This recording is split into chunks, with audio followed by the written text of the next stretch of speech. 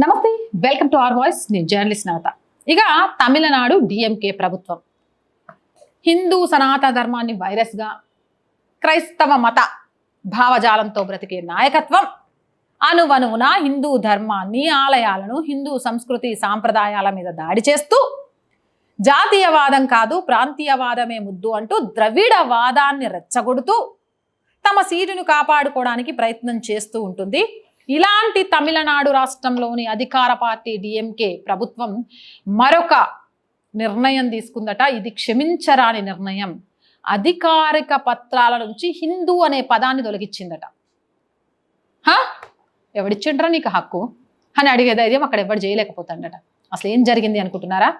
తమిళనాడు చరిత్రలో హిందూ అనే పదాన్ని తీసేయాలి అని చాలా పాపం కష్టపడిపోతున్నారు. అయ్యా కొడుకు, ఈ అయ్యా కొడుకు కలిసిన ఒక విశ్వ నటుడు ఆడు ఏమంటారు కదా ఆయన. కానీ వీళ్ళకి తెలవంది ఏంటంటే, ఒక్కసారి నిజంగా రాబాయ్ మళ్ళీ చెప్తానా, నీ ముత్తాత తాత పేరు చెప్పు. నీ ముత్తాత తాత హిందువు కాకుంటే నువ్వేం చెప్పినా ఓకే రాబాయ్.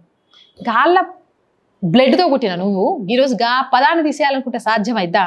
అసలు ఏం జరిగిందక్క గదంతా చెప్పుకోవాలంటే, తమిళనాడు రాష్ట్రంలోని ద్రవిడ మున్నేట్ర కజకం డిఎంకే ప్రభుత్వం అధికారిక పత్రాల నుంచి హిందూ అనే పేరును ఉద్దేశపూర్వకంగా తుడిచివేయడానికి ప్రయత్నిస్తుందని బీజేపీ ఎమ్మెల్యే వానాతి శ్రీనివాసన్ ఆరోపించారు. ఆన్లైన్లో ఇచ్చే కుల ధృవీకరణ పత్రాలలో కుల పేర్ల ముద్దు హిందూ అనే పదాన్ని ఉపయోగించడం లేదని పేర్కొన్నారు. డిఎంకే ప్రభుత్వం హిందూ వ్యతిరేక ప్రవర్తనగా అభివర్ణించింది. హిందువుల పండగ సమయంలో ముఖ్యమంత్రి ఎంకే స్టాలిన్ శుభాకాంక్షలు ఎందుకు చెప్పరని ప్రశ్నించింది. రాష్ట్రంలో మెజారిటీ ప్రజల మనోభావాలను దెబ్బతీసేలా సీఎం ప్రవర్తిస్తున్నారని పేర్కొంది. అయితే హిందూ ధర్మంలో కులభేదాలు ఉన్నందున విద్య, ప్రభుత్వ ఉద్యోగ అవకాశాలలో రిజర్వేషన్లు పొందడానికి వారికి అవకాశం ఉంటుందని బీజేపీ ఎమ్మెల్యే వానతి శ్రీనివాసన్ తెలిపింది. అలా చేయకుండా పాఠశాల, కళాశాల విద్యార్థులకు ఇచ్చే సర్టిఫికెట్లలో కులం పేరుతో హిందూ అనే పదాన్ని చేర్చినట్లయితే వారు మాత్రమే రిజర్వేషన్ పొందగలరని పేర్కొంది. కానీ డిఎంకే ప్రభుత్వం అందుకు విరుద్ధంగా కుల ధృవీకరణ పత్రాలలో హిందూ అనే పదాన్ని ఎందుకు తొలగిస్తుందో నాకు తెలియడం లేదన్నారు. ఎందుకు తెలియట్లే మేడం? ఈ కుల వివక్షత అనే హిందువులను ఎలా చీల్చేస్తున్నారో వాళ్ళకు కూడా అర్థమైపోయింది. అరే బై, ఈ కుల వివక్షత అన్ని మతాల్లో ఉంది, పాపం హిందువులు బయటపడతారు అని అర్థమైందా? ఇప్పుడు ముస్లిం ఇస్తారు, ముస్లింలలో క్యాస్ట్లు ఇయ్యరు,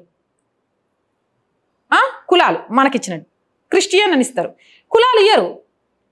ఇక్కడ కులాలు ఇస్తారు కానీ హిందూ అనే పదాన్ని పెట్టారు సర్టిఫికేట్స్లో. మరి ఇది ఎక్కడ న్యాయం?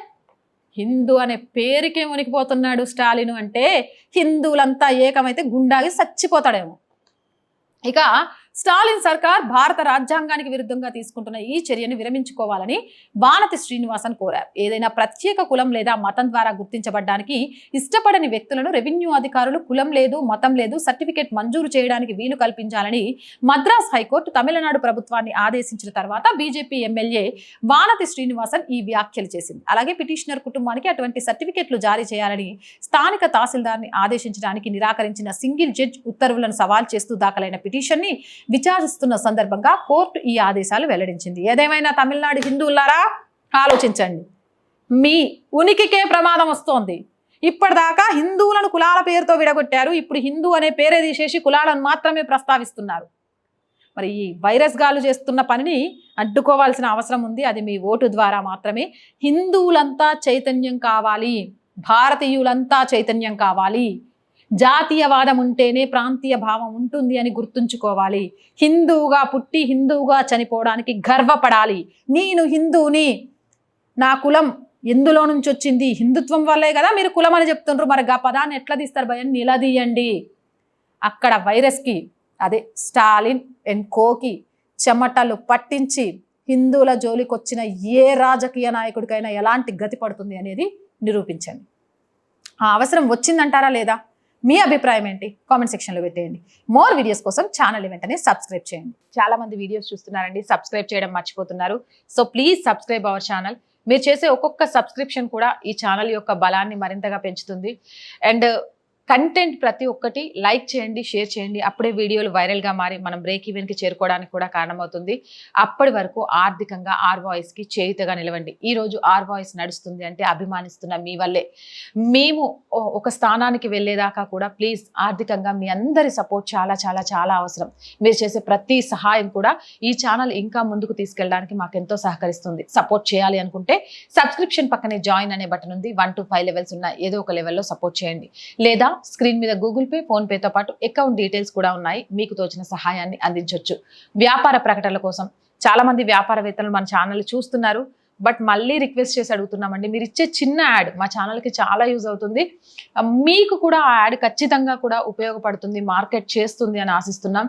సో ప్లీజ్ వ్యాపార ప్రకటనల ద్వారా కూడా ఆర్ వాయిస్తో కలిసి నడవండి. 8328500576 నెంబర్ని సంప్రదించడం ద్వారా. జై హింద్, జై భారత్.